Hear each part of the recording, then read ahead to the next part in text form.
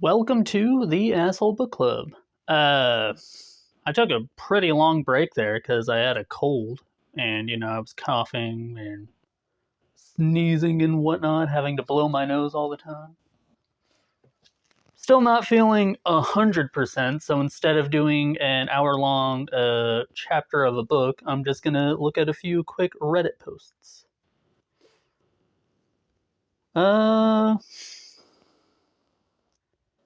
And I decided to look at RPG horror stories because I haven't, done that in a little while.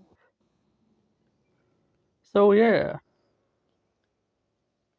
follow along as I don't know, I look at some stuff. I'll just go at the top of the page, honestly. One day ago, the dungeon of that doesn't seem to work. Great. Let me know if I should say the posters, like the Redditors' names on here. I haven't been, and I don't think it actually matters too much because you could easily find any of these, but just, I don't know. Let me know if I should or not. Alright. It's about one page of text here.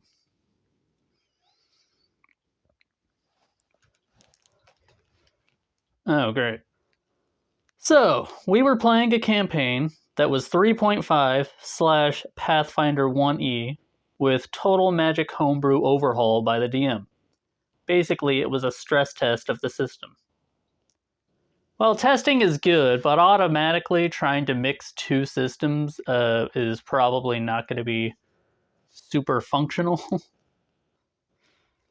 Especially since, like, Pathfinder has a lot more uh, interaction and just, like, micro rules as opposed to D&D. But at the same time, I haven't played 3.5 except, like, once, so I don't know. It's important for the context here that you had to spec into a build-up tree of spells, just like a skill tree in many games.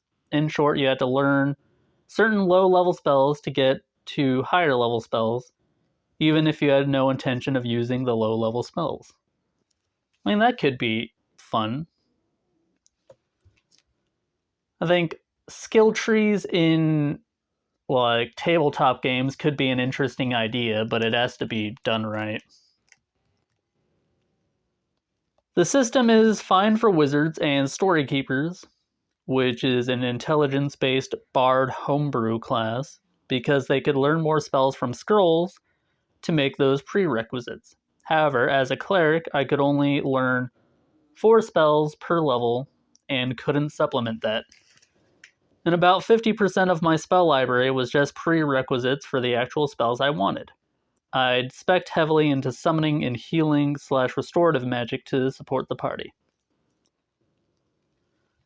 So we get to this dungeon with me, who is a cleric, a story keeper, and a multi-class charisma monk, paladin, bard, sorcerer. What level are all of you? And a witch. We'll call it the Red Castle. We encounter our first challenge, a mirror with a bodak in it. I look at it to investigate, fail a save, and immediately gain 4 negative levels. Okay. That's pretty harsh for your very first interaction in a dungeon. It doesn't... well, wait. We cover the mirror, and I burn a slot and some diamond dust to cast Greater Restoration. It doesn't seem to work, the DM says, but you do lose the diamonds and slot. Cut to our first combat, where I try to summon with a spell, and the DM says it doesn't seem to work, then moves on to the next person's turn. Storykeeper tries to use Inspire Courage to help us out, but the DM once again says it doesn't seem to work. Same for the witch's damage spells, built as a blaster caster, and the monsters seem immune to the multi-class's unarmed strikes. Multi-class built their character to do that. We almost die and barely scrape by thanks to me leaning in on my channel positive energy, since my healing spells won't work either. When we confront the DM after, he said, "Oh, I designed it so your main stuff wouldn't work to force you to do other things." Okay. After having us play a homebrew that forced us to narrowly build for only a few things. DMs, don't turn off your PC's skills. Yeah. I agree that it's just a really stupid idea to prevent your player characters from doing something without, like, providing a way around it. Like, if they're in a thing that prevents magic, have them roll an arcana check or something, and then kind of guide them towards the solution to getting their magic back if that's part of the story. And also, don't punish your players with negative levels, because, like, that's no fun either. The whole point of running a game for other people is to weave a story and to make sure that they're all enjoying said story. All right, that was the first one, and I will go to another one. Straight down the line, 10 hours ago. Turtles all the way down. I like turtles. I've never actually played one, because it seems a bit cheesy to start off with a 17 armored class, but hey, could be fun. I really need advice about a situation that arose this week. It's certainly not the worst thing that's ever happened while playing D&D, but I'm uncertain as to how to approach the problem. About 2 months ago, I, Eternal GM, signed up for a weekly $15 a session Curse of Strahd game. A few people have come and gone, but we exited the introductory adventure with a core group of 5 regular members to the party. Jesus Christ. Okay, just a quick note, I don't agree with pay-to-play D&D games.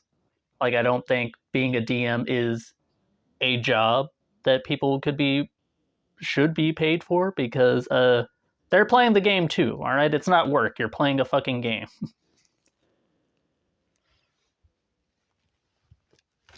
Everyone is there to enjoy their time, and if you don't want to run the game, then don't run the game. All right, we have a 6th slot open on the website we all found the game through. And in our session last week, the slot was filled by a new player. A relatively normal rogue/artificer who was caught pickpocketing someone in the Blue Water Inn. The session was spent with some hijinks trying to defuse the situation, and ended with the new character running off invisibly to escape prosecution. Honestly, this was fine. This was all fine, even for how he had derailed the session, and we didn't have a problem with the antics. Just this last session, the player's 2nd session in the group, he informs the GM that he wants to switch characters. Fine so far. He introduces his character coming into the tap room, and the token we're presented with is one of the Teenage Mutant Ninja Turtles. Well, which one? There's 4 of them. He has decided to play a turtle, introduces his character as Donatello. Oh, that's the one. And recounts the ending sequence of one of the movies, in which the 4 turtles teleport away from their adventure. Explaining that for some reason this one was flung into Barovia. Later, the character reveals that his father is a rat, and his 3 brothers are all turtles. Yes, we get he's literally playing Donatello. Normally, I would just bow out. The game is decent, but I'm not willing to spend $15 a week playing alongside one of the Teenage Mutant Ninja Turtles. However, I really love the rest of the party, and I like our new player. I just wish he had stuck with his first idea, or come up with something original that fits within the gothic dark fantasy setting. Should I contact the GM to express my concerns? I don't want to threaten him with leaving, but I don't want to give the impression that I'll be paying for future sessions with this character. Should I just bow out and wish them the best, leaving with the good memories of those months of playing, and find a new group to get my D&D fix? Or you could let people have fun and fucking stop being an asshole? Like, what the fuck? If they're not being overly disruptive and the GM allowed it, then play with a Teenage Mutant Ninja Turtle in your freaking party. You're still playing Barovia, so he'll have to adapt that to that situation, which could be interesting, but you're just being controlling at that point. I'll check the comments, but let's see. Top comment says, yes, you should contact your GM. Uh,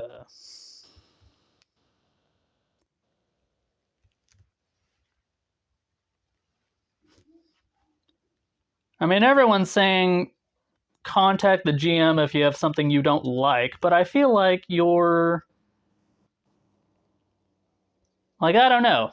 I know some people want a serious game, but at the same time, it's a game. And, like, you're just. You.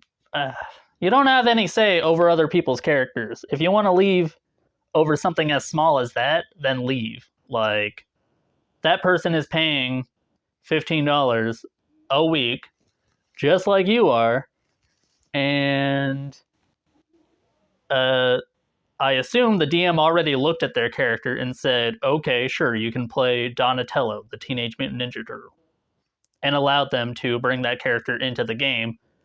So, yeah, you're just kind of a dickhead, in my opinion, but that's just me. Leave a comment down below if you disagree or agree with said opinion, because honestly, if the person isn't being super duper disruptive, then there's no problem here. The poster is just making a problem and having something to complain about, I guess. Thank you for watching. Sorry I've been away for like almost 3 weeks. And yeah, please like and subscribe. I will see you later. Have a good day.